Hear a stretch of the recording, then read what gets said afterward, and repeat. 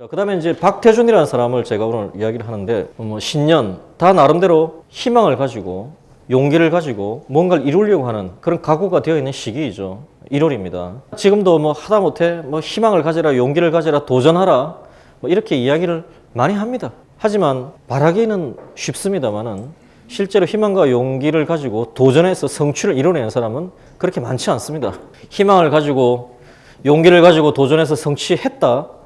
그리고 성취하기 위해서 도전하라라고 외치는 많은 사람들 중에 저는 10중 8구는 지도 성취를 못한 사람들입니다, 사실은.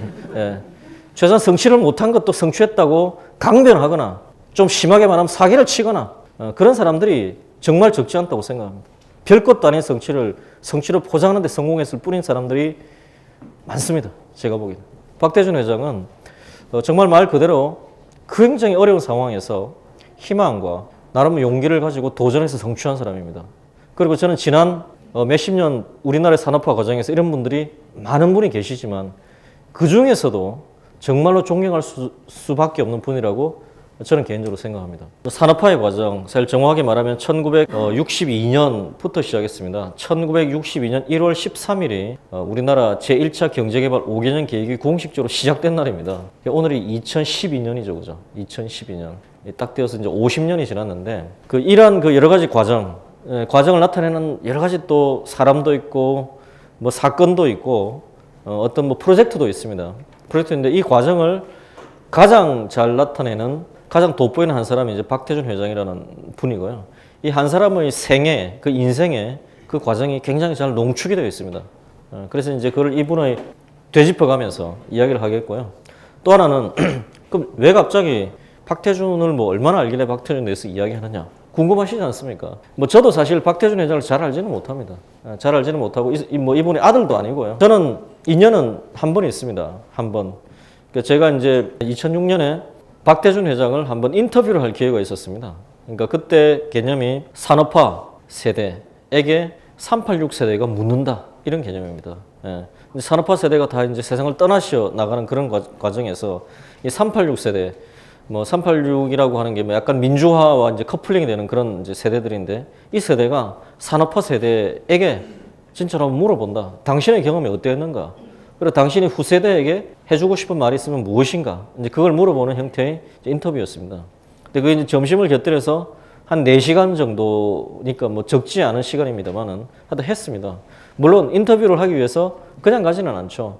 이분이 자서전, 관련된 자료, 여러 가지를 읽어보고 갔습니다. 가고 이제 4시간 인터뷰를 하고 제가 기사를 쓰게 되었습니다만은 저는 그게 답니다, 사실. 그 이외에는 직접 만나 뵌 거는 그게 답니다. 그리고 그 이외에 나머지 이야기들은 다 아시는 여러 가지 일반적인 내용들에서 저도 접한 것이죠. 자, 그런데 또 한 가지 중요한 건 그게 있습니다.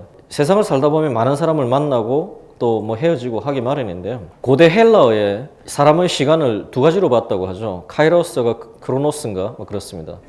크로노스라고 하는 것은 그냥 물리적인 시간입니다. 카이로스는 1초 1초 가는 어떤 한 시간인데 정말 평생 내가 보고 싶은 어떤 사람을 만났을 때 한 시간은 별 흥미없는 사람과 만났던 하루보다도 더 의미 있고 긴 거죠. 무슨 말이냐. 저도 인생을 살아보면요. 매일 10년을 매일 만났던 사람인데 별로 그렇게 또 만나고 싶지 않고 헤어지면 끝나는 그런 사람도 많습니다. 심지어는 인생에 가서 가장 고통스러운 게 뭡니까? 보기 싫은 놈 매일 보는 게 더 고통이죠. 하지만 또 인생에 있어서는 잠깐 스쳐간 만남 혹은 몇 시간 만나서 이야기를 한 것일지라도 그 사람의 인생을 바꿀 만큼 밀도 있는 만남들이 있는 거죠. 또 그런 거 아니겠습니까?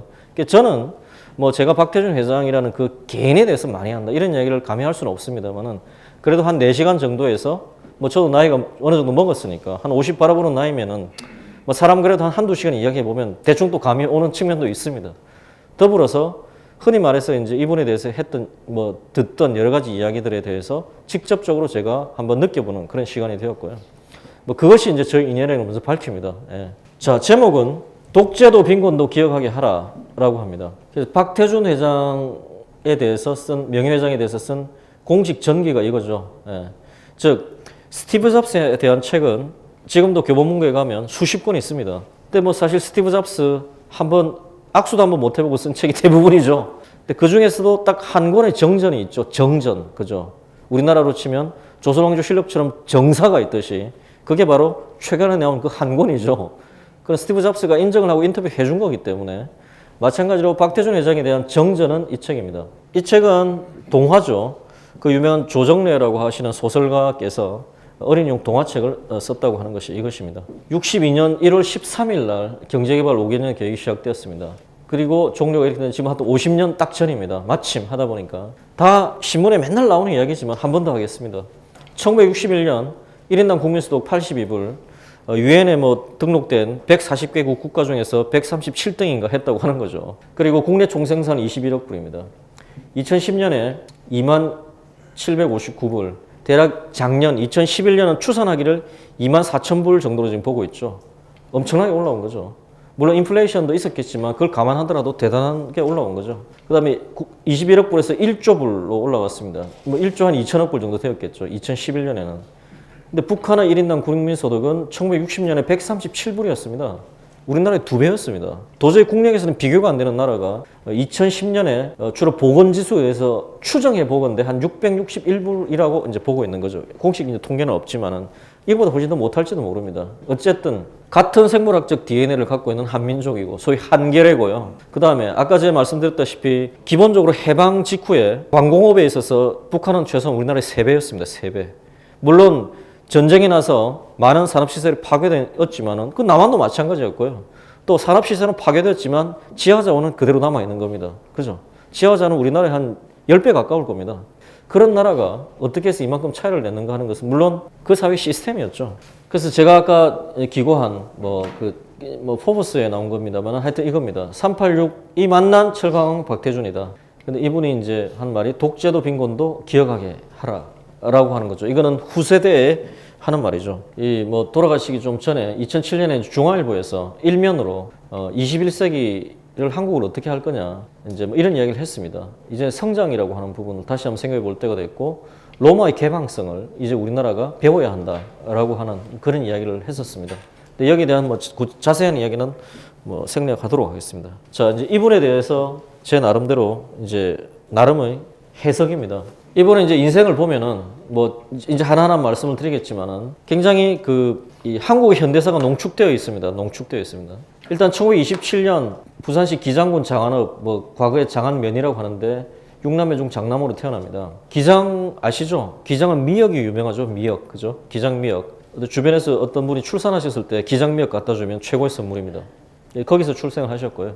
근데 여기에서 박태준 명예회장의 부친께서 이제 사산에 보면 일본으로 일하러 갑니다. 그때 당시 식민지에서 먹고 살 길도 별로 없고 취직도 안 되고 하니까 많이 일하러 갔었죠. 부친께서 이제 일을 하러 일본에 가서 몇 년 있어 보니까 굉장히 일본은 발달되어 있고 개화된 나라인 거죠. 교육도 잘 시키고 있는 것이고.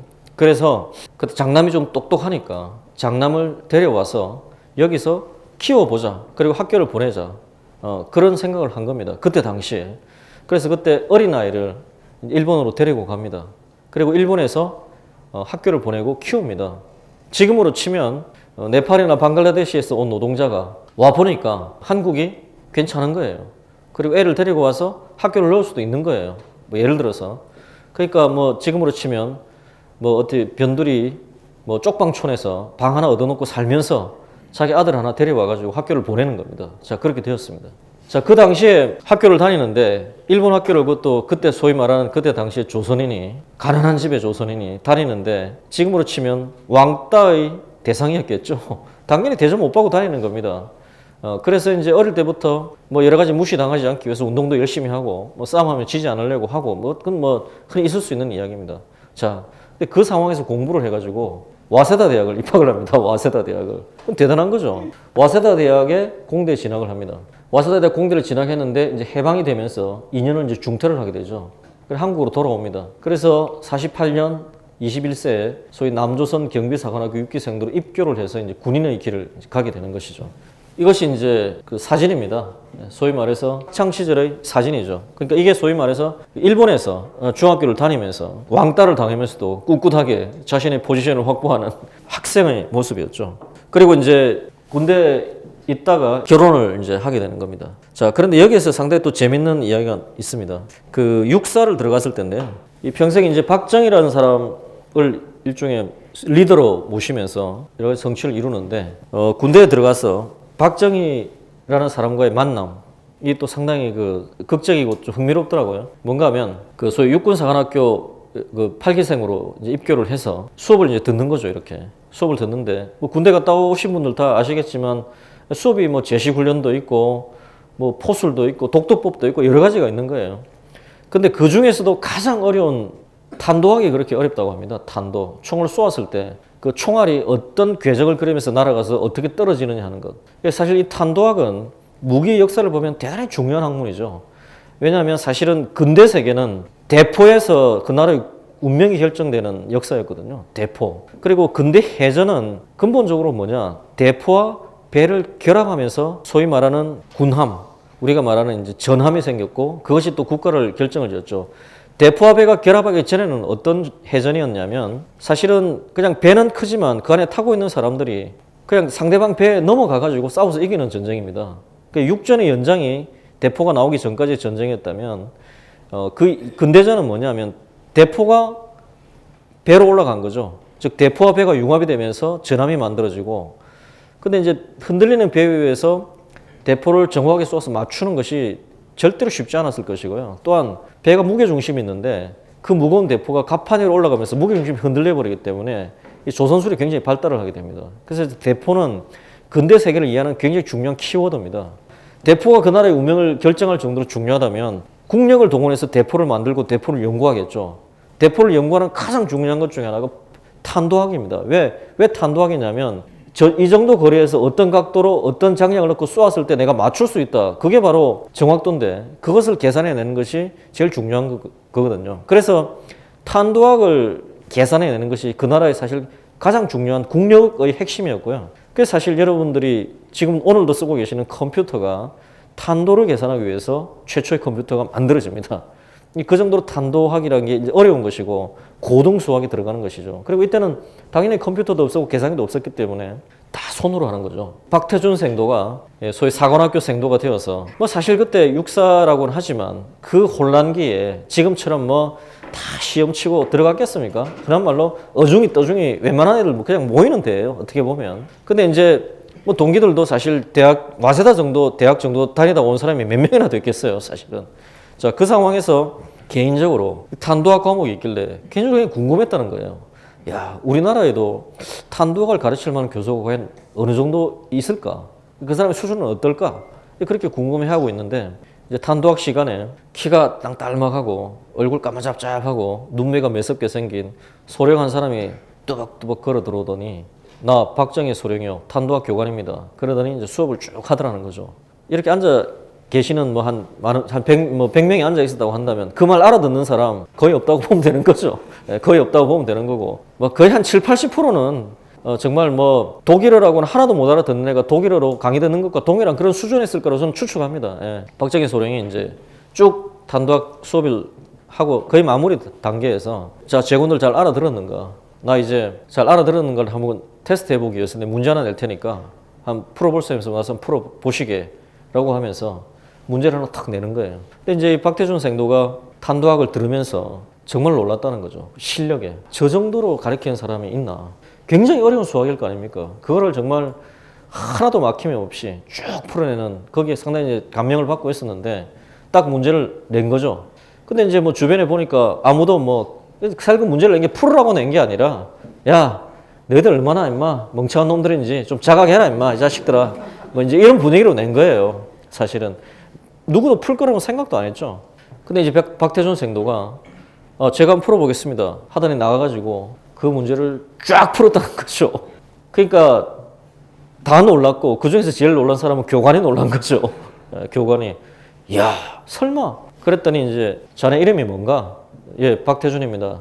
알았어, 가봐. 그것이 첫 번 만남입니다. 근데 굉장히 의미가 있는 만남입니다. 그게 운명적인 만남인데 왜냐하면 사람은 처음 만날 때가 굉장히 중요합니다. 사람은 다면적인 면을 만나죠. 사람은 처음 만날 때 맥락이 중요한데 그런 맥락 속에서 만났다고 하는 걸 제가 말씀드리는 거죠. 뭐냐? 처음 만남에서 서로에게 굉장히 강력한 인상을 주면서 서로를 인정하는 어떤 그런 모멘텀이 거기서 만들어졌다고 하는 것이죠. 사실은 이 만남이 우리나라 역사를 바꿉니다. 이분이 이제 생사를 이렇게 초월하는 여러 가지 경험을 하죠. 6.25 전쟁이 나서 이분이 이제 그 철원 쪽에 어디 중대장을 하고 계셨는데 적군이 이제 북한군이 계속 밀려 내려오는 거죠. 자기는 자기 위치를 지켜가지고 나름대로 전투를 하는데 도저히 해볼 수가 없는 거죠. 왜냐하면 탱크를 깰 수 있는 아무런 무기가 없는 상태에서 밀리기만 하는 겁니다. 그래서 자신의 임무를 잊고 하니 그래 이제 뭐 여기서 죽기 살기로 뭐 폭탄 몇 개 들고 육탄 돌겨서 죽든지 하는 데까지 하다가 여기서 죽자라고 생각을 딱 각오를 하고 있는데 이제 대대에서 무전이 날라온 거죠. 현 위치에서 모든 전투를 중단하고 시흥으로 집결하라. 그게 딱 날라오는 거죠. 그래서 이제 후퇴를 시작하는 거죠. 근데 그 전화, 그 무전이 정말 조금만 늦었다 하더라도 죽었을 거라고 하는 거죠. 그 순간에 대한 고뇌를 해본 사람이고, 근데 또 후퇴를 하면서도 병력 손실이 거의 없었다는 거죠. 그게 이제 전략가로서의 모습을 보여주는 건데, 되게 후퇴하라 그러면 살려라 하고 그냥 도망가는데 이게 아니라 그 와중에도 이제 소대를 1소대 앞에 놓고 2개 소대가 빠지고 다시 1소대가 뒤로 빠지면 앞소대가 빠지는, 소위 말해서 이렇게 소위 계획적인 후퇴를 하면서 소위 말하는 병력 손실이 없었다고 하는 그런 침착함을 이제 가지고 있는 겁니다. 전쟁이 났을 때는 전장에 있었다라고 하는 거죠. 그래서 이 사진은 이제 육군대학을 또 수석 졸업합니다. 예, 육군대학을 한반에서도 수석하기 어려운데, 하여튼 뭐 육군대학에서도 수석 졸업했으니까 뭐 공부는 뭐 굉장히 역시 잘한 분이라고 볼 수 있습니다. 자, 근데 여기에서 이제 포철의 역사가 시작됩니다. 다시 한번 앞으로 돌아가 보면 뭐 그 유명한 이야기죠. 5.16이 났습니다. 저는 여기서 일부러 5.16이라고 썼습니다. 5.16 쿠데타다, 5.16 혁명이다 이런 뭐 의미 규정을 제가 하는 것은 저희 관심사도 아니고 오늘의 뭐 주제도 아닙니다. 즉 그냥 평가는 알아서 하시고 5.16이라고 하는 게 낫습니다. 근데 그 유명한 이야기가 있죠. 박정희 대통령이 소위 거사를 하기 전에 박태준이라는 사람은 넣지 않았다는 거죠. 그 신문에 다 났지만은 박태준이라고 사람을 못 믿어서가 아니라 이건 실패하면 죽는 거잖아요. 혹시 내가 죽더라도 너는 내 식솔들을 그래도 보살펴 줄 거라고 믿기 때문에 그런 말을 굳이 하지 않고서도 남겨두었다는 거죠. 근데 그 정도로 신뢰할 수 있는 사람이라고 하는 걸 알 수 있는 에피소드도 뒤에 있습니다. 어쨌든 뭐 그렇게 합니다. 그리고 이제 되는데 예편을 합니다. 예편을 하고 나서 박태준 회장이 이제 본래 또 공부를 좀 잘했던 사람이니까 뭐 전쟁은 끝났고 뭐 군대에서도 장군 별을 2개나 달고 이제 예편했으니까 36살에 별을 2개나 단 거죠. 뭐 그때는 그랬으니까 달고 이제 하고 나서 미국 가서 공부를 좀 해야 되겠다. 왜냐하면 전쟁을 하면서 미군들을 보니까 역시 미국이라고 하는 나라가 갖고 있는 역량이 보통이 아니구나. 내가 미국 가서 좀 배워와야 되겠다라고 생각하고 미국 유학을 준비하는데 불러서 대한중석의 사장을 맡으라고 합니다. 지금 대한중석은 뭐 없어졌습니다만은 그때 당시 대한중석은 우리나라의 유일한 외화 소득원입니다. 소위 중석을 팔아가지고 중석 팔아가지고 외화를 벌어들이는 유일한 외화원인데 이게 이제 굉장히 부실화되어 있었어요. 지금으로 치면 우리나라가 달러 벌어들일 수 있는 게 딱 삼성전자 하나밖에 없는데 그 회사가 부실화됐다고 보시면 됩니다. 그 상황에서 대한중석 사장을 한번 맡아라. 그리고 네가 좀 이 회사를 좀 제대로 만들어봐라. 라고 이제 정말 간곡한 부탁을 해서 사실 1964년 5.16이라고 하는 걸 하기는 했지만 이때 당시에 박정희 대통령 나이가 40대 중반입니다. 많은 나이가 아닙니다. 그 나이에 뭐 그렇게 디테일한 플랜들이 있었겠어요. 다 모르던 시절에 방향이 있었겠지만 그러니까 다 고민이 많은 거죠. 근데 어쨌든 대한중석 사장이라고 하는 것을 한번 맡아봐라라고 해서 맡았는데 이 회사를 한 2년 만에 완전히 우량기업으로 탈바꿈을 시킵니다. 거기에서 소위 말해 경영 능력이 있다라고 하는 것을 이제 어느 정도 인정을 받게 되는 거죠. 사람이 정직하고 전쟁을 잘하는 군인만이 아니라 경영자로서 자질도 있다라고 하는 것을 이제 소위 말해서 검증받게 됩니다. 그리고 그 이후에 이제 역사가 시작됩니다. 산업화를 이제 시작을 하는 거죠. 소위 말해 경공업 중심의 산업화를 막 하게 되는데 산업화를 하면서 보니까 2가지에 대한 고민을 하게 됩니다. 하나는 도로가 제대로 되어 있어야 되겠구나. 아무리 뭐 만들어도 수송이 안 되면 수출이 안 되는 거지 않습니까? 도로가 필요하거나 또 한 가지가 제철소가 있어야겠다. 궁극적으로. 왜냐하면 뭘 만들어 팔려면 다 쇠가 들어가는데 쇠를 일본에서 사가지고 우리가 가공해서 팔면 결국 어떻게 됩니까? 쇠 만드는 애한테 돈 벌어주는 것밖에 안 되는 거예요. 우리는 임금이 밖에 못 따먹는 거죠. 이래가지고 희망이 없구나. 그래서 제철소를 지어야 되겠다라고 생각을 합니다. 그래서 제철소를 짓자라고 해가지고 1968년에 포항종합제철주식회사라고 포스코라고 하는 이 회사를 서울에 창립을 하고 초대 사장에 취임을 합니다. 그런데 지금은 뭐 그냥 과거 이야기니까 또 뭐 그러려니 하지만요. 그 당시에 얼마나 가진 게 없었느냐면 이때 당시 주로 대한중석에서 만났던 소위 경영진들 이런 분들이 나중에 이제 포스코 다 회장도 하시고 하는데 이분들을 주로 같이 가서 이제 포철을 창립을 하는데 이건 박 회장이 직접 말씀을 하시더라고요. 자서전에도 나와 있는데 1968년에 4월 1일에 소위 말해서 제철 회사를 하나를 창립을 했는데 직원 50명 중에서 제철소의 용광로를 본 사람이 딱 한 사람밖에 없더라는 겁니다. 그 박태준 자기. 용광로를 뭐 운전해보고 뭐 이런 게 아니라 용광로를 본 사람이 한 사람밖에 없는 거예요. 실제로 본 사람이. 그 박태준 회장은 그럼 어떻게 해서 보게 됐는가? 대한중석 사장을 한 2년 정도 하고 나서부터 그 박정희 대통령이 나가면 제철소를 하여튼 틈난 대로 보고 다니라. 눈썰미가 당신이 있으니까. 난 제철소를 지어야 되니까. 라는 명을 받고 이제 계속 다니기는 한 거죠. 근데 뭐 혼자서 또 제철소를 실제로 운영해보지 않은 사람이 보는 건 한계는 있지만 어쨌든 본 거는 한 사람이에요. 나머지는 제철소는 사진으로만 본 사람입니다. 그 상태에서 포항종합제철이 시작됩니다. 소위 영일만, 그때 당시 어랭불이라고 뭐 했던 모양이던데 지금으로 치면 그냥 해운대 백사장이에요. 거기다가 그냥 돈은 뭐 다 아시다시피 대일 청구권 자금으로 시작되는 거죠. 대일 청구권 자금이 뭡니까? 우리나라가 일제 35년 어쨌든 지배를 받고 나서 국교를 정상화 시킬 때 일종의 우리에 대한 배상금으로 받은 거죠. 예, 배상금으로. 국교를 정상화하려면 그냥 넘어갈 수는 없다. 이래가지고 배상금으로 받은 돈의 일부를 헐어가지고 여기에 이제 쓰게 됩니다. 자, 그래서 그 유명한 롬멜 하우스입니다. 롬멜 하우스라고 이름을 거창하게 붙여서 그런데 롬멜이 다 아시죠? 2차 대전 때 유명한 사막의 여우죠. 그러니까 사실 이 앞이 전부 다 사막입니다. 백사장. 이 가건물 하나 지었죠. 이게 소위 말하면 공사 현장소입니다. 현장소. 근데 이게 이제 소위 가건물로 지은 거죠. 가건물. 가건물로 지었는데 이걸 그냥 롬멜 하우스라고 불렀다고 하는 거죠. 꼭 전두지 사령부처럼 생겼으니까. 근데 이 건물이 지금 포스코 기념관에 가면 요대로 이제 남아있더라고요. 이걸 짓습니다. 짓고 이제 공사를 시작하는데 공사를 시작할 때 제일 먼저 착공을 한 게 자, 제철소의 가장 핵심은 뭐죠? 용광로죠, 용광로. 용광로인데 용광로를 제일 먼저 짓기 시작한 것이 아니라 사원주택을 제일 먼저 짓기 시작했습니다. 이게 유명한 겁니다. 사원주택을 왜 제일 먼저 짓기 시작했느냐? 그 정도로 첫째는 여기가 황무지였다는 겁니다. 아무것도 없었습니다. 설사 일하는 사람이 와도 텐트 하나 치고 어디 잘 데가 없을 정도의 황무지였다는 것이고요. 두 번째는 이제 이게 이제 소위 말해서 이 정말 사업가로서의 어떤 이 굉장히 넓은 시야가 보이는 건데 어차피 이거 10년, 20년 비즈니스가 아니라 50년, 100년 여기서 우리가 뭔가를 해야 되는데 그러려면 사람들이 내려와 가지고 살아야 되고 살면서 뭔가를 할 텐데 일단 공장보다도 더 중요한 것은 와서 사람들이 있을 수 있도록 하는 것이 중요하다. 그래서 사원주택을 먼저 짓는 거예요. 생각이 다른 거죠.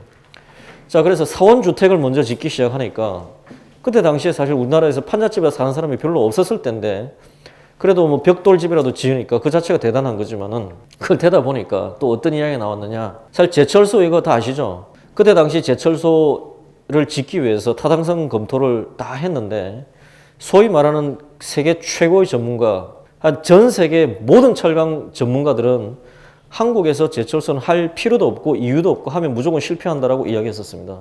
모든 전문가가 이건 안 된다. 미친 짓이다. 라고 실제로 이렇게 이야기를 했어요. 그러니까 도저히 돈을 조달할 방법이 없어서 마지막으로 그 돈을 쓰게 되는 겁니다. 대일 청구권 자금.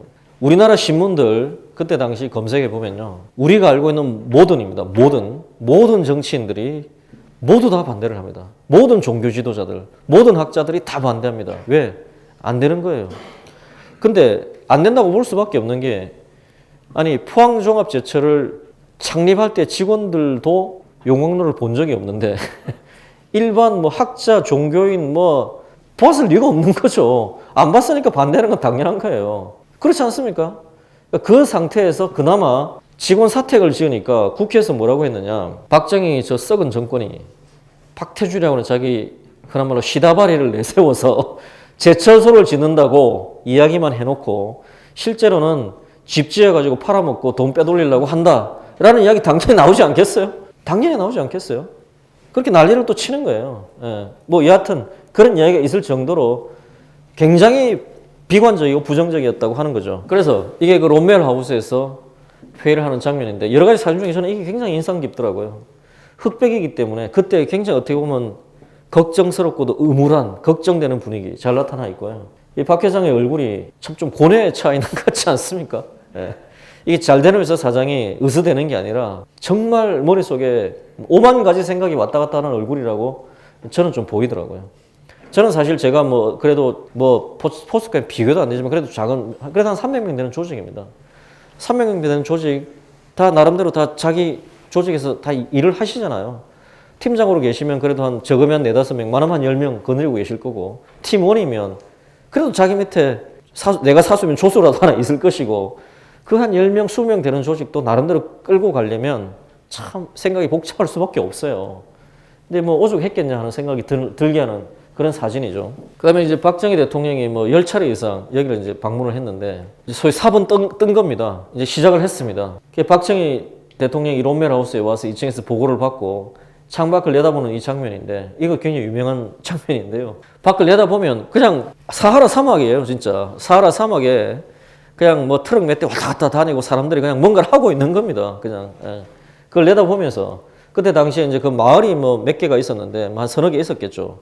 그 마을을 다 뜯어내고 그 사람들 이주시키고 거기다가 이제 짓기 시작하는데 진짜 혼잣말로 나머지 집 다 헐어놓고 제철소가 되기는 되는 건가라고 대통령이 이야기했다는 거 아닙니까? 대통령이 자기가 그렇게 고민하면서 시켜놓고 이 길밖에 없다라고 말하는 사람도 할 정도로 이게 어려웠다는 거죠. 그래서 또 나중에 박 회장 그 자서전에 나오는데 이게 끝나고 이제 차 한잔하러 방으로 돌아와가지고 이 말을 다시 했대요. 임자, 진짜 제철소가 되기는 되는 거야? 그래 이야기했더니 각하 이제 와서 그런 말 하시면 어떡합니까? 나 진짜 목숨 걸고 이미 시작했는데 각하 그러시면 이건 안 되는 겁니다. 나는 죽어도 여기서 죽을 거니까 그냥 믿어만 주십시오. 저는 해내겠습니다. 라고 했다는 거죠. 그 다음에 이제 이 걸어 나오는 이 장면인데 한국 현대사에 뭐 유명했던 사람 여러 명이 있죠. 하여튼 그렇습니다. 이렇게 두 분. 뭐 키가 별로 크지 않습니다. 소위 말해서. 고만고만합니다. 저보다 작습니다. 포스코를 이제 건설하기 시작하는, 한창 이제 건설하기 시작하는 그 장면입니다. 여러 가지 에피소드들이 많죠. 실제로 그 굉장히 디테일에 강하셨던 분이죠. 그래서 이제 이걸 이제 내다보는 이런 장면들인데 이분을 실제로 가장 오래 모셨던 그 이대공 현재 포스코 그 재단의 이사장님이신데 굉장히 이제 오래 모셨죠. 근데 실제로 그분도 말씀하시는데 이 한창 치우실 때는 진짜 하루에 3시간 아니면 4시간 이상 주무시지 않으셨대요. 정말 흔한 말로 군합만 벗고 헬멧만 벗고 야전편에서 자고 아침에 그냥 나와가지고 계속 다니면서 확인하고 이렇게 했다는 거죠. 그 대표적인 사례가 이 소위 말해서 이 부실공사는 그건 이적이다, 이거는 역적이다라고 이야기했다는 거죠. 그래서 이거 유명한 이야기입니다. 이게 77년에 발전 송풍 설비가 이제 공사 현장에서 이제 부실이 발견된 거죠. 소위 말해서 이제 이 어떤 송풍 설비 어떤 기초를 쌓는 건데 이게 이제 제대로 이제 좀 부실하게 된 겁니다. 그래서 이거를 박대중 회장이 딱 발견하고 이거는 하여튼 부실은 있을 수가 없다. 그럼 대충 어떻게 하겠습니까? 근데 이 공정률이 80%였다 그러거든요. 그러면 사실 보강공사를 하면 쓸 수는 있는 거예요, 이거를. 부실은 부실이지만 이게 뭐 완전히 안 된 건 아니기 때문에 그쪽 좀 뜯어내고 다시 해도 되는 거고 보강공사 해도 되고 되는 건데 이제 이건 도저히 이거 본때를 보여준다라고 해가지고 어떻게 했냐면 직원들을 다 집합시켰습니다. 집합시킨 다음에 다 보는 앞에서 이걸 다이나마이트로 폭발을 시켜버렸습니다. 만약에 다시 한 번 더 부실이 있으면 우리 저 위에 올라가서 그냥 터진다. 그리고 이제 그 정도로 그리고 이제 소위 말해서 굉장히 철저했던 거죠. 근데 이제 이분이 하시는 말씀이 이제 뭔가 하면 사실 그때 당시에 포철을 지었는데 이게 부실공사로 제대로 소위 말해서 오퍼레이션이 되지 않았다라고 하면 그냥 나라 망하는 겁니다. 그냥 이거는 그 정도로 대역사였거든요. 그래서 그때 이제 유명한 이야기를 하는 거죠. 우향우 정신. 그 신문에 많이 나왔잖아요. 이제는 우향우 정신이 뭐냐면 항상 이분이 하신 말씀이 그때 당시 자기 동년배였을 거 아니에요. 왜냐면 40 중반이었으니까 일하시는 분들도 다 자기 동년배였을 거라고요. 그러니까 하는 말이 여러분들 어릴 때 소위 말해서 일본 놈들 밑에서 커보지 않았느냐. 그 얼마나 힘들었던 기억들 다 생생하지 않느냐. 지금 우리가 포철이 그 짓는 자금이 뭐로 온 거냐. 그때 우리 식민지 배상금 받은 거, 그 돈이라도 가지고 우리가 한번 먹고 살아보겠다고 받아와가지고 그 치욕적인 거 누가 모르냐. 하지만 그래도 그거라도 있어야 됐기 때문에 받아가지고 우리가 이걸 짓는데 만약에 우리가 이 포스코 자체를 제대로 짓지를 못한다고 한다면 이거는 우리 선조의 피를 우리가 팔아먹는 것이다. 그런 일은 있을 수가 없고, 또한 우리의 선조의 피를 팔아먹지만은 우리 후대의 미래를 우리는 완전히 망치는 것이다. 그런 죄인이 어떻게 앞으로 살아갈 수 있겠냐. 그러니 만약에 포스코 우리가 이 프로젝트에 실패한다면 너희들이 지금 서 있는 자리에서 우양우하면 뭐가 보이나? 우양우 해봐. 예, 바다가 보입니다. 다 들어가서 빠져 죽자. 나도 죽는다. 너 살 가치가 없는 생명들이다. 그런 이야기를 계속 수없이 했다는 거죠. 그러니까 그 스피릿이 있는 겁니다. 그게 아까 말씀드린 그게 말로만 이런 말 하는 사람들 지금도 많을 겁니다. 이런 유형의 말들. 나를 따라라. 뭐 열심히 하자. 그리고 지금 뒤에서 딴소리 하는 애들 많을 겁니다. 혹은 사람의 말은 자기가 그 말에 대해서 얼마나 책임을 지느냐는 게 중요한데 어쨌든 이분은 이 정도. 그리고 흔한 말로 이 부실에 대해서는 정말 국물도 없었다는 여러 가지 이야기들이 많죠. 그래서 여러 가지 에피소드들이 많습니다. 소위 말해서 이제 지휘봉, 그 군대에서 쓰는 흔히 말하는 지휘봉 매일 들고 다니셨는데 그게 2, 3일에 한 번씩 부러졌다는 거죠. 왜? 나와가지고 가도 똑바로 안 한 거 있으면 그냥 그 자리에서 그대로 헬멧 치니까 폭력이 아니니까 일단 헬멧을 그렇게 쳤대요. 헬멧 치다 보면 부러지는 거예요. 그래서 상상하는 말이 네가 역적이 되고 싶으냐 이거죠. 이거는 단순히 우리는 월급장이가 아니다. 그런 정신으로 만들어진 게 포철입니다. 첫 번째에 쇳물이 나오는 겁니다. 쇳물이 나온다라고 하는 거를 저희는 사실 이제 제가 제철소 관련된 프로젝트, 철강업 관련된 프로젝트를 좀 여러 개를 해서 철강업을 좀 비교적 좀 아는데요.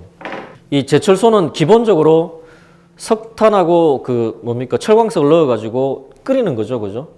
그리고 이제 소위 말해서 쇳물이 이제 쭉 흘러나오는 건데 소위 말해서 제철소 전체 프로젝트를 IT 혹시 회사에 다니시는 분들 이제 많으시면 이런 겁니다. 특정 시스템을 구축하기로 했습니다. 2년 동안 죽으라고 코딩하고 설계하고 막 해가지고 하여튼 딱 했습니다. 그래서 고 라이브 들어가는 테스트지만은 고 라이브 테스트를 들어가는 그 순간에 엔터를 빵 쳤는데 먹통이 됐습니다. 그 순간. 그럼 2년 동안 한 게 뭐가 되죠? 꽝 되는 거죠. 그럼 다시 이제 또 코드 다 찾아 들어가서 에러 찾고 이렇게 하겠죠. 또는 골랍에서 테스트해서 빵 쳤는데 숫자가 나오긴 나왔습니다. 근데 30이 나와야 되는데 60이 나오는 겁니다. 이러면 안 돼. 그래서 다시 또 수정해가지고 빵 쳤는데 이번에는 30이 아니라 80이 나오는 겁니다. 그럼 어떻게 되죠? 안 되는 거죠. 제철소는요, 화입식이라고 하는 게 있죠. 용광로에 불을 넣죠. 불을 넣으면 그것이 끓어가지고 몇 시간 후에 쇳물이 나오는 겁니다. 근데 그 프로세스 건설이 잘못되면 어떻게 되죠? 쇳물이 안 나오는 거죠. 그럼 망하는 거죠. 전체 다 그냥 말아먹는 겁니다. 두 번째, 쇳물은 나오긴 나오는 겁니다.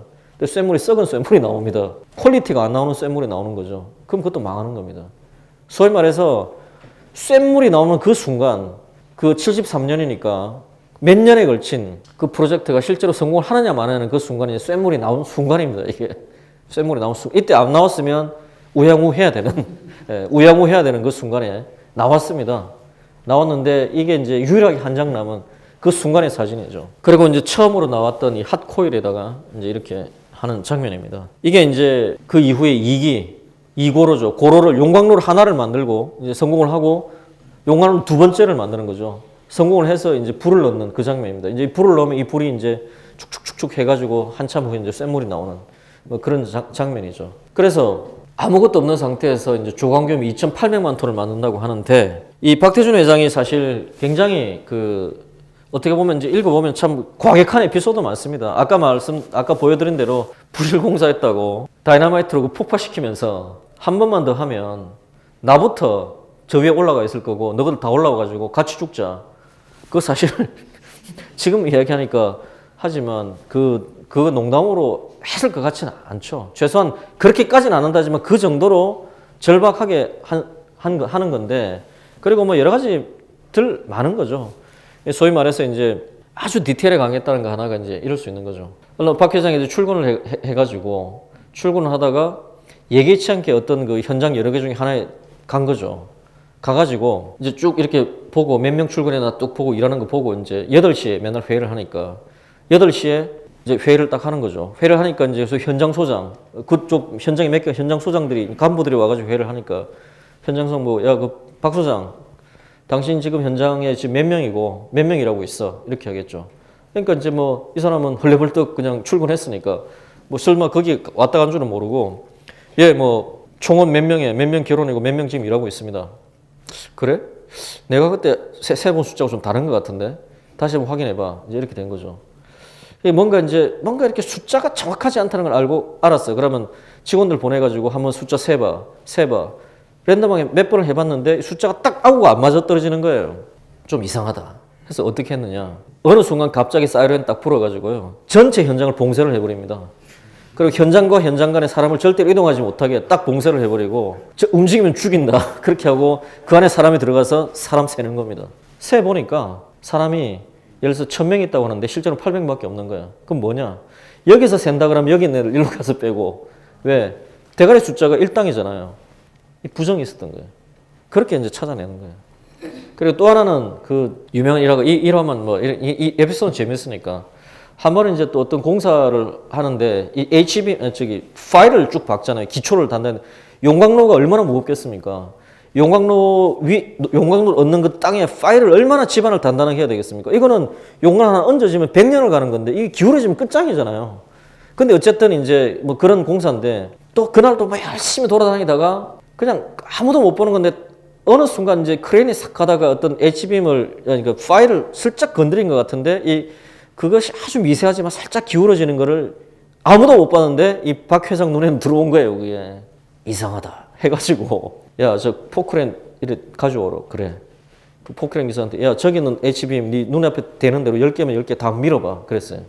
10개를 밀어보니까 그중에 몇 개가 싹 밀리는 거야. 그러니까 그 깊이 안 박았다는 거죠. 제대로 안 박았다. 여기 기술 담당 누구야? 와. 그때 이제 일본의 무슨 기술 고문이 와서 신일철에서 그걸 하고 있었대요.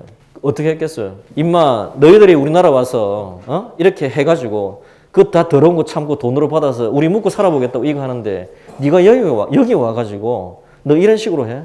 너 같은 놈 넌 죽어야 돼. 진짜 막 죽일 것처럼 달라들었대. 그러니까 정말 이 사람이 뭐 완전히 소리가 발휘가 돼서 했는데 중요한 건 뭔가 하면 그 이후에 일본 기술 고문들이 얼마나 긴장이 됐겠어요. 예, 함부로 못하는 거예요. 이런 식으로 해서 군기를 잡은 겁니다. 근데 이렇게 하다 보니까 이 양반이 굉장히 뭐 과격하고 막 할 것 같은데 사실 전혀 그렇지 않다는 겁니다. 그래서 틈만 나면 기본적으로 학자잖아요. 교육을 그렇게 시켰대요. 교육을. 목욕론이라든지 이런 나름의 그 논리 구조가 굉장히 있습니다. 그래서 사실은 포스코가 굉장히 사실 험한 업종이잖아요. 그럼에도 불구하고 사실 파업이 없지 않습니까? 그거는 뭐 단순히 뭐 군대식 조직 이런 것만 아니라 의외로 굉장히 소통을 많이 하신 분이라는 겁니다. 교육 많이 시키고. 왜 우리가 열심히 일해야 되느냐? 왜 우리가? 그런 부분에 대해서 나름대로 분명한 철학이 있었고 그 철학을 가지고 실제로 우리 행동을 했고 그리고서 끊임없이 교육을 했기 때문에 기본적으로 포스코의 문화가 형성이 됐다고 하는 거죠. 그럼에도 불구하고 저는 이분의 인생에서 가장 제가 좀 뭉클했던 장면은 이 장면입니다. 이게 이제 어떤 장면인가 하면요. 자, 보세요. 포항종합제철이라고 하는 것이 이제 하나의 프로젝트라고 치죠. 그때 1968년에 포항종합제철을 만드는데요. 놀라운 것이 그때 당시에 이미 그때 박정희 대통령이 2천만 톤 정도의 제철소가 있어야 된다. 우리나라에는 장기적으로 라고 이야기한 겁니다. 2천만 톤이 굉장히 큰 숫자입니다. 지금 전 세계에서 제일 큰 철강회사가 아르셀로미탈이라고 하는 회사인데 대략 1조 톤 일 조금 넘는 정도의 용량입니다. 근데 이건 여러 가지로 애매하겠죠. 그럼 2등하고 3등이 누구냐? 철강 생산량 기준으로 2등하고 3등이 포스코하고 신일철인데요. 거기가 딱 3천만 톤 정도밖에 안 합니다. 근데 1968년에 2천만 톤 정도를 만들려는 계획을 했던 거는 좀 어떻게 심하면 지정신이 아닌 겁니다, 사실은. 근데 어쨌든 한 거죠. 자, 그런데 보세요. 자, 박정희라는 사람이 박태준이라는 사람을 불러서 제철소를 만들어야 되겠다. 네가 사장을 해서 2100만 톤짜리 제철소를 만들어내 라고 하는 겁니다. 아무것도 없는 상태에서. 자, 그렇게 되면 우리가 흔히 이렇게 표현하죠. 프로젝트 오너는 누구죠? 박정희죠. 프로젝트 매니저는 박태준입니다. 그런 상태에서 이 프로젝트가 시작이 되는 겁니다. 자, 그럼 68년에 시작을 해서 1992년이니까 25년 만에 2100만 톤, 소위 당초 68년에 시작했던 이 프로젝트가 25년 만에 완성이 되는 겁니다. 그죠? 그럼 그동안에 어떤 일이 일어났습니까? 1979년에 박정희 대통령이 죽죠. 세상을 떠나죠. 대략 68년에 프로젝트 오너와 프로젝트 매니저의 관계로 시작되는데 그로부터 한 12년 후에 프로젝트 오너가 세상을 떠납니다. 그럼에도 불구하고 프로젝트 매니저로서 또 이제는 오너십도 가지고 이 프로젝트를 계속 진행해 나가죠. 그리고 1992년에 소위 말해서 사반세기 대역사 25년 만에 이걸 준공을 합니다. 준공을 하고 나서 어떻게 하느냐. 프로젝트 오너는 죽은 거죠. 세상을 떠나신 거죠. 이게 바로 프로젝트 오너 앞에 가서 업무 보고하는 겁니다. 그 박 회장께서 서 계시고 이 이제 소위 프로젝트 오너의 이제 자녀들이죠. 그리고 부인 그리고 소위 포항종합제철의 주요 임원들입니다. 묘소 앞에 가서 이 붓글씨로 자기가 직접 씁니다. 각하 불초소생 박태준 각하의 명을 이제 완수하고 보고 드립니다. 이런 식으로 해서 쫙 이렇게 씁니다. 이걸 다 읽고 이때가 1992년 10월 3일 개천절입니다. 개천절 날 가서 이렇게 보고를 합니다. 저는 진짜 이 장면이 굉장히 좀 뭉클하더라고요. 그 정말 사나이라는 생각이 저는 들었습니다. 25년 동안 자기가 어떤 그 사람은 이미 세상을 떠난 거예요. 말 안 들어도 그만이고요. 뭐 2천만 원짜리 만들지 않았냐는 말할 사람도 없고요. 전혀 그렇지. 그러고 이미 뭐 그거 안 해도 다 뭐 할 만큼 했다고 다 받는 입장에서 그리고 이거 안 했다고 또 누가 뭐라고 하겠습니까? 오히려 가서 이렇게 하는 게 뭐 흔한 말로 욕하면 욕했지 뭐. 근데 가서 이렇게 자기가 한다는 것은 하나의 사나이로서의 의리가 있는 거예요. 그리고 자기가 정말로 자신의 뭐 흔한 말로 리더로서 인정한 사람에 대한 기본적인 의무감 같은 거를 살아있는 저는 그런 장면이라고 생각합니다. 그래서 저는 그때 인터뷰할 때 뭐 제가 그 회장님 전기를 읽어보면서 저는 굉장히 가장 뭉클했던 장면과 저는 개인적으로 어떤 회장님 인생에서 가장 정점이었던 순간이 저는 이 순간이라고 저는 생각합니다. 라고 저는 그렇게 이야기를 한 기억이 분명한데 이제 그때 그렇게 뭐 또 대답을 하시더라고요. 저는 그렇게 생각하는데 사나이라면 그런 정신으로 살아야 된다. 사람이 사람을 서로 믿는다는 게 얼마나 큰 건지 아느냐. 그렇게 이야기를 하시더라고요.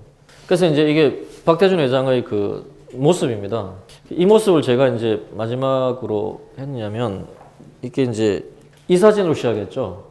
물론 이게 좀 비교적 젊은 시절에 굉장히 좀 뭐라나 공식적으로 찍은 사진입니다. 근데 제가 이제 이분의 마지막을 이렇게 이제 끝나는 이유는 이분이 자신의 삶을 이렇게 말씀하실 때 이렇게 말씀하시더라고요. 나는 평생 헬멧을 쓰고 살아온 사람이야 라고 이야기하시더라고요. 그러니까 내가 군대 들어와서는 철모를 쓰고 살았고 내가 사회에 나와서는 헬멧 쓰고 평생 내 전성기를 다 인생을 다 보낸 사람이다. 굉장히 그 상징성 있는 이야기입니다. 그래서 이제 이 박태준 회장에 대한 어떤 추모사 중에서 당신께서는 국가가 당신을 부를 때 항상 그 자리에 있었다 라고 하는 의미가 이런 이야기라고 저는 보는 거죠. 전쟁 났을 때 철모를 쓰고 나라를 지켰고 소위 말해서 산업화를 해야 했을 때는 평생 헬멧을 쓰고 만들어낸 거죠. 그래서 나는 헬멧을 쓰고 쓰는 사람이고 나는 내 평생 가장 중요한 물건은 헬멧이다 라고 이야기하더라고요. 그러면서 이제 마지막에 돌아가시기 직전이죠. 지난 9월이니까 12월에 돌아가셨는데 이제 불과 한 3개월 전에 또 특이하게 이제 그 KBS 스페셜에 이제 이 장면이 쭉 나왔습니다. 제가 뭐 동양 올라다가 뭐 그러진 않았는데 너무 분위기 무겁게 될 것 같아서. 어쨌든 이제 이분이 그 사실 제가 저도 이제 철강 쪽에 가서 일을 많이 하다 보니까 대개 우리나라 철강 다 포스코 출신들이 하고 있습니다. 이런저런 해서. 근데 이제 굉장히 가까이서 모셨던 여러 명들이 이야기를 하더라고요. 무슨 말이냐면 뭐 이게 부사장 하신 분도 계시고 뭐 임원하신 분도 많이 직접 막 공채 일기로 들어가시고 막 다 하는데 이야기가 박 회장 한창 이렇게 막 일하실 때는 정말 그 앞에 가면 오금이 저려가지고 눈도 제대로 못 떴대요. 그 정도로 막 진짜 굉장히 무섭고 뭐 좀 그렇게 또 한 거죠. 근데 이제 이분이 이제 만년에는 뭐 또 나이가 드시니까 많이 그랬는데 이제 포스코의 소위 전직 직원들, 퇴직 직원들을 다 한번 모아봐라 그래가지고 와서 이제 이렇게 이야기를 하면서 이제 눈물을 흘리는 장면이죠. 대한민국이 이렇게 성장할 수 있는 동력은 여러분의 피땀이었다. 청춘을 바쳤던 부분에 감사하고 우리의 추억이 포스코 역사 속에 그리고 조국의 현대사 속에 별처럼 반짝이고 있다는 사실을 잊지 말자라고 하는 거죠. 정말 우리 후대들이 먹고 살 수 있는 기반을 만들었다고 하는 부분에서 이야기해서 이제 회고하면서 했는데 이것이 하여튼 뭐 공식적인 이제 마지막 직원들과 행사가 되었습니다. 그래서 세상을 떠나셨고 뭐 장례가 됐는데 제가 이제 이런 이야기를 많이 했죠. 흔히 막 영웅이라는 표현을 흔히 쓰지만은 저는 한국 근대사 속에서 영웅이라는 표현을 쓸 수 있는 사람 정말 많지 않죠. 그렇다고 생각합니다. 또 동시에 이제 이 말씀도 하나 드리고 싶은데 경부고속도로 포스코하고 거의 똑같은 관점이었죠. 아마 말씀드린 대로 50년대 최고의 빈국이었죠. 잘 살아보자라고 하면 시작을 해본 거죠. 대통령 선거가 끝나고 이제 이분께서 이제 독일을 갔다 와서 아우토반 한번 구경하고 나서 야 우리도 고속도로가 있어야 되는구나라고 판단을 한 겁니다. 고속도로를 짓자라고 하니까 지식인, 정치인 전체가 하여튼 이것도 동시에 여러분들이 아시는 대부분이 아니라 모든입니다. 예. 여러분이 아시는 모든 신문, 정치인, 종교인, 학자 다 반대했습니다. 왜? 고속도로를 본 사람이 한 사람도 없었습니다. 고속도로가 뭔지를 모르는데 고속도로를 짓자고 하니까 반대하는 건 당연하죠. 그렇지 않습니까? 여러분들도 회사에서 기한을 할 겁니다. 예를 들어서 뭐 이런 거를 우리가 사야 되냐? 이 일을 해야 되냐? 거기에 대해서 보고서 써보시오라고 이야기하면은 이 일을 꼭 해야 됩니다라고 하는 이유를 5가지 들기보다도 이 일을 하면 안 됩니다라는 이유를 한 50가지 드는 게 훨씬 쉽습니다. 무슨 말씀인지 아시겠죠? 하물며 실체가 이거다고 해도 그런데 그게 아니고 그 고속도로라고 하는 게 있는데 그게 필요해라고 했을 때 당연히 반대하는 거죠. 그게 전 농담이 아닌 게 실제로 이 주무장관인 건설부 장관 정도를 제외하고는 실제로 내각 장관들도 다 반대했다는 거죠. 이걸 만들어도 되겠나. 그때 지금 우리나라 자동차가 2천만 대 정도죠. 이때 당시에 우리나라 자동차가 3만 대 정도밖에 안 됐을 때입니다.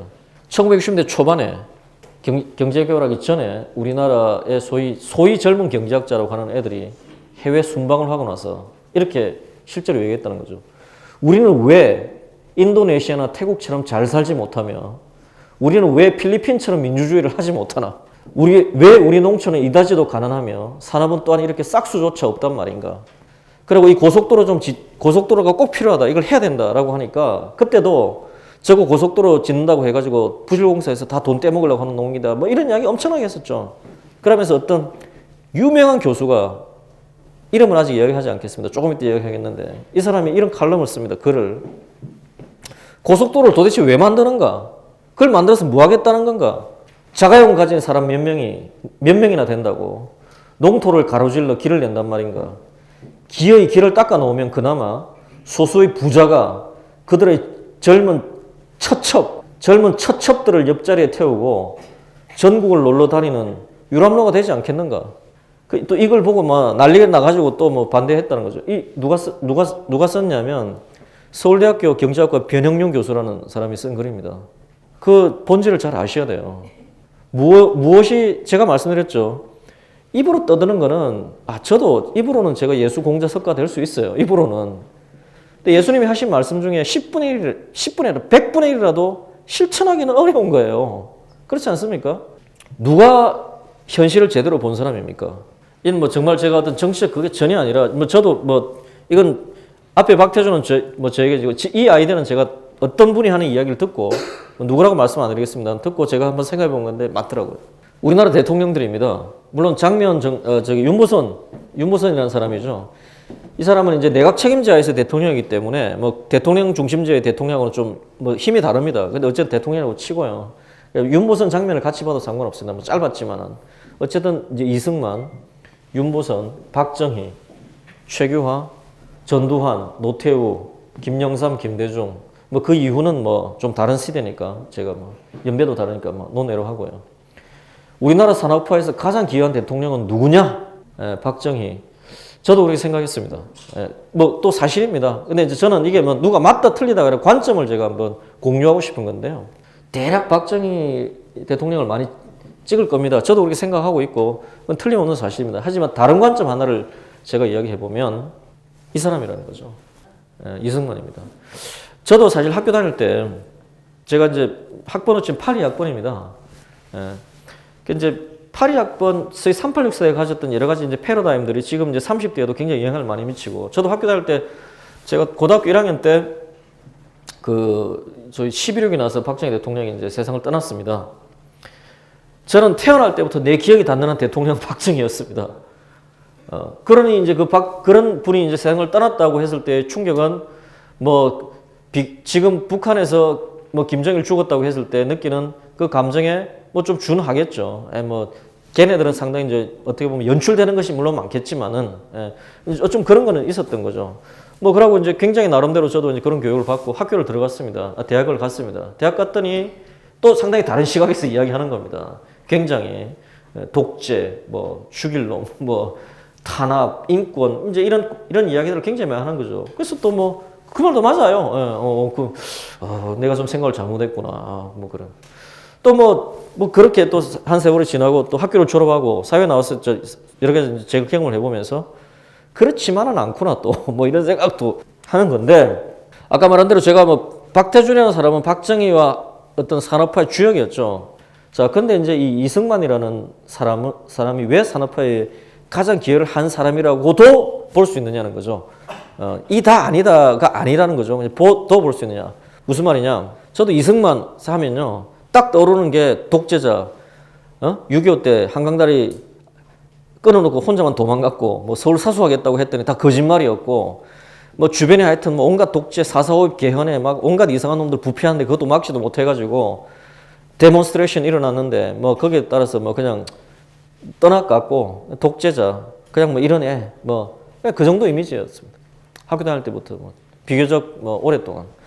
근데 아까 말씀드린 좀 다른 시각에서 볼 수도 있겠다는 생각을 좀 굉장히 많이 하는 거죠. 자, 첫째, 굉장히 그 진정한 개화라고 하는 부분을 이야기한 거죠. 이제 이승만 이제 대통령이 소위 말해서 7년인가를 깜빵에 있습니다. 젊을 때 운동권이었어요. 그래서 소위 말해서 왕조를 전복하고 공화정을 세워야 된다고 하는 그때 당시는 상당히 과격한 하지만 지금 봐서도 어떤 시대의 흐름을 제대로 읽은 사람이죠. 어제 체포돼서 한성 감옥에 있습니다. 뭐 그러다가 어쨌든 뭐 여기서 풀려나가지고 미국으로 가는 거죠. 미국 가서 지금도 사실 미국에 가서 돈 한 푼도 없는 처지에 미국에 좋은 대학 가가지고 공부해서 학위 따기가 쉽습니까? 지금도 100년 전에 가가지고 프린스턴 대학에서 당당하게 그래도 박사학위를 tab니다. 공부 굉장히 열심히 한 사람이 똑똑한 사람이에요. 일단은 두 번째, 이승만 대통령의 독립운동, 저희 독립 노선에 대해서는 뭐 아직도 굉장히 많은 뭐 이야기를 할 수 있습니다. 그게 맞았다, 틀렸다. 근데 뭐 그거는 뭐 제가 감히 이야기할 수 있는 부분은 아니고요. 어쨌든 그게 끝나고 나서 해방 후에 어떤 나라를 세울 것인가라는 이야기가 있습니다. 소위 말해서 제가 뭐 한창 그 들을 때도 뭐 흔히 이제 남북한이 갈려지고 뭐 북한의 정권 세우고 등등등 있는데 그건 뭐 논외로 하고 어쨌든 대한민국 정부를 어쨌든 수립하게 되죠. 근데 이제 이 수립하는 과정에 있어서 또 여러 가지 복잡한 뭐 논란들이 있습니다. 누가 먼저냐, 남한이 먼저 뭐 우리는 단독으로 간다는 게 북한했냐 뭐 이런 이야기는 뭐 논외로 하고요. 사실은 이제 이미 서로 플랜은 분단될 수밖에 없었죠. 어쨌든 뭐 됐고. 근데 이때 굉장히 중요한 거죠. 뭐냐? 1948년 기준으로 우리나라에서 문맹률 몇 프로였겠어요? 문맹률 70%고요. 여자는 뭐 한 95%라고 보면 아마 될 겁니다. 글자 제대로 읽는 사람은 없었다고 봐야 되고요. 지금 뭐 우리가 보기에 시장 경제니 뭐 이런 이야기는 하지 시장에 대해서 개념을 가지고 시장을 제대로 이야기할 수 있는 사람 몇 명이나 되었겠으며 얼마나 이때 당시가 못 살고 개념이 없었겠어요. 근데 어쨌든 그때 당시에 또 체제라는 관점에서 볼 때는 10중 8구는 사회주의 체제입니다. 그리고 지금도 뭔가 이렇게 통제를 하고 정부가 이렇게 관리를 해야 잘 된다고 하는 그런 사고가 있는데 이때 당시에 사회주의라고 하는 게 얼마나 매력적이었겠어요. 또한 기본적으로 시장경제와 자유민주주의라고 하는 체제를 선택을 해준 겁니다. 그 갈림길에서 체제. 두 번째는 물론 공과도 많았지만 어쨌든 이 한국전쟁을 거치면서 어쨌든 나라를 지키고 그 과정에서 흔히 말해서 뭐 이런저런 이야기했는데 워낙 이승만이라는 사람이 미국을 괴롭혀가지고 미국에서 이승만을 제거하기 위한 실제로 알래스카 작전이라는 게 있었다고 하는 것도 이미 이제는 다 증언으로 나오잖아요. 미국하고 맞짱을 떠가지고 얻을 거 얻어내는 과정에 휴전협상 과정이에요. 그리고 대표적인 게 방공포로 석방이라고 하는 것도 있습니다. 저는 제 친척 중에 제 평안도 출신이라고 그랬죠. 저희 아버지가. 친척 중에도 방공포로 출신들이 많습니다. 그 사람들 이야기 들어봐도 뭐 소리 많습니다. 어쨌든 그 방공포로 석방만 해도 엄청난 도전입니다. 도발입니다. 지금 이란이 핵 개발하는 하고 미국하고 맞짱 뜰 정도의 엄청난 사건이었습니다. 어쨌든 그걸 해나가면서 뭘 확보를 하느냐. 한미 상호 방위 조약이라고 하는 걸 확보를 해내죠. 한미 상호 방위 조약은 뭐냐면요. 군사적으로는 남한을 미국의 영토로 인정을 하는 거죠. 세상에 아무리 친해도 한 대 맞으면 네가 한 대 맞는 거는 내가 한 대 맞는 거하고 똑같이 생각해서 나는 무조건 네하고 같이 맞짱 떠줄게. 이런 거는 친구 사이에도 없는 거예요. 그래 맞으면 네하고 내하고 친하니까 네 입장에서 한번 생각해 볼게. 이게 정확한 거예요. 어쨌든 조약상으로는 인계철선이라고 그러죠. 남한에서 전쟁 나면 우리나라에서 전쟁 난 거 동일하게 우리는 지원한다는 걸 조약으로 한 거거든요. 그게 쉬운 게 아니라는 거죠. 미국이 왜 그런 거를 조약으로 확보를 해주겠어요. 근데 어쨌든 이승만은 그걸 딜 쳐가지고 받아내는 거죠. 어찌됐든 간에. 지금 시대가 바뀌었으니까 그것의 의미는 퇴색됐지만 그 무슨 말이냐. 첫째, 대한민국이라는 나라를 건국을 했습니다. 그리고 그 건국의 핵심에 자유민주주의와 시장경제라는 기본 체제의 패러다임을, 방향을 세팅을 해준 겁니다. 그때 사회주의로 갈 수도 있었고 공산주의로 갈 수도 있었고 뭐 또 다른 하이브리드 체제도 갈 수 있었지만은 어쨌든 그걸 선택을 한 겁니다. 두 번째, 방위조약이라고 하는 세팅을 함으로써 물론 전쟁을 제대로 막지 못한 책임은 있으나 하여튼 뒤에 설거지하는 과정에서 그 설거지를 잘해줬습니다. 그래서 기본적인 체제를 그렇게 세팅을 하고 1950년대에 상당한 수준의 교육을 해줍니다. 그리고 그 바탕 위에서 박정희라는 사람이 나와서 경제 발전의 산업화를 이룰 수 있는 토양을, 기반을 여기서 만들었다고 평가를 하는 사람도 있습니다. 저는 상당 부분 동의를 합니다. 그런 의미에서 저는 중국에 있는 귀심요람, 이름이 좀 이상한데 하여튼 귀심, 마음에 항상 귀하게 여기고 담아둘 말들의 요약, 이런 책에 저는 이 말이 굉장히 공감을 하더라고요. 세상은 이렇게 순환한다라고 하는 거죠. 빈천은 가난하고 천하면 근검하게 된다. 열심히 일하고 전략하게 살게 된다. 물론 빈천하면서도 근검하지 못한 놈은 평생 노숙자로 사는 겁니다. 그냥. 근데 빈천하면 되게 근검하게 되죠. 없었어도 못 쓰지만 절박하기 때문에 뭔가를 하게 됩니다. 그럼 근검하게 되면 어떻게 됩니까? 근면하고 금약하면 어떻게 되죠? 부귀하게 되는 거죠. 부귀를 낳는다. 근데 일단 부귀하게 되면 교사하게 된다. 교사는 교만하고 사치하게 되는 거죠. 그죠? 당대에서는 계속 부귀해도 교사하지 않을 수 있지만 2세, 3세로 내려가면 그걸 안 봤으니까 날 때부터 부유했으면 교만하고 사치하게 됩니다. 주변에 많이 보시잖아요.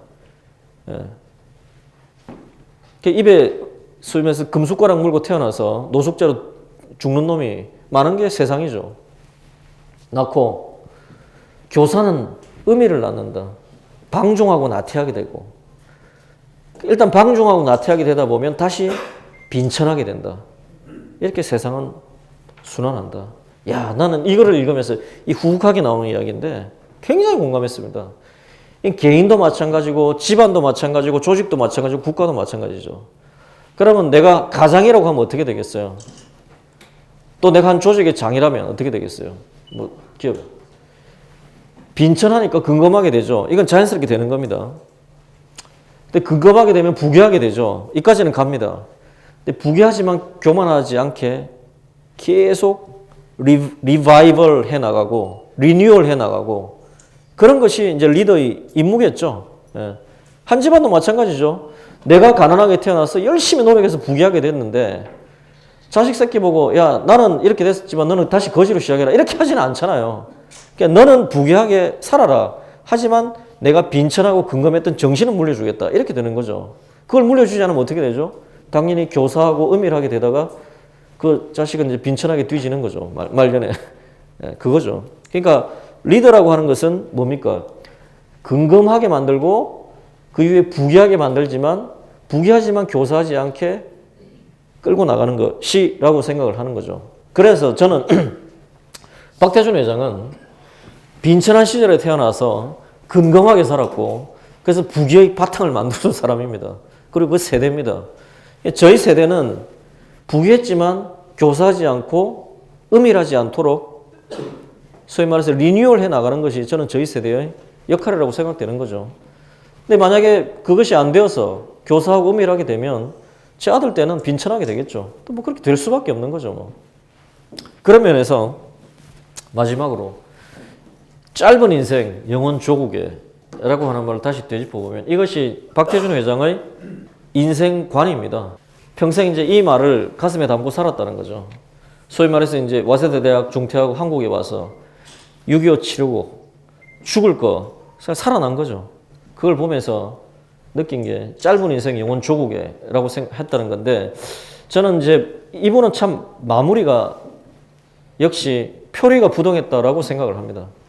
자, 마지막으로 저는 이야기하고 싶습니다. 이분 돌아가시고 나서 재산이 없었죠. 실제로 제가 아까 이대공 회장, 이대공 그 비서실장 오래 하셨던 분, 그분이 KBS 인터뷰를 하는데 이야기하시면서 우시더라고요.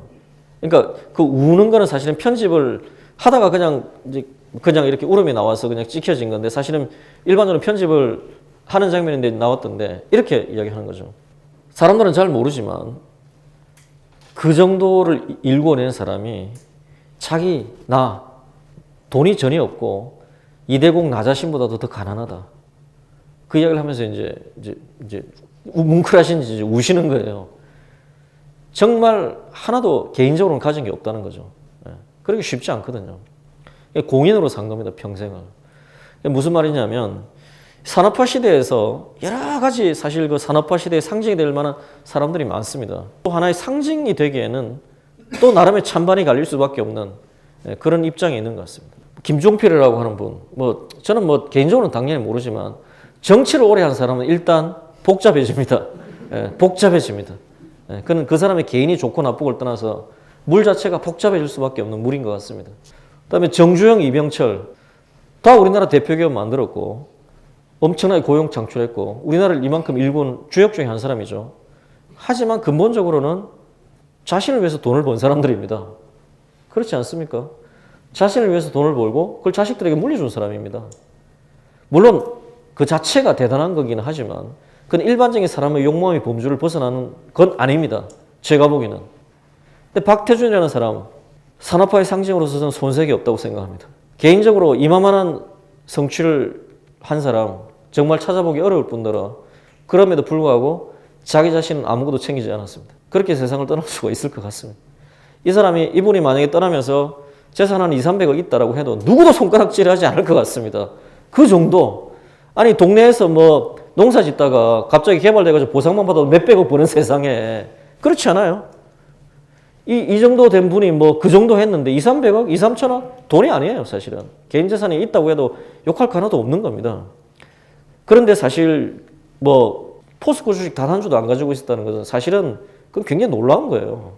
그런 점에 있어서 박태준이라고 하는 그 한 사람이 살다가 떠난 이 시공간이라고 하는 것이 주는 의미가 굉장히 저는 남다르다고 생각되는 것이죠.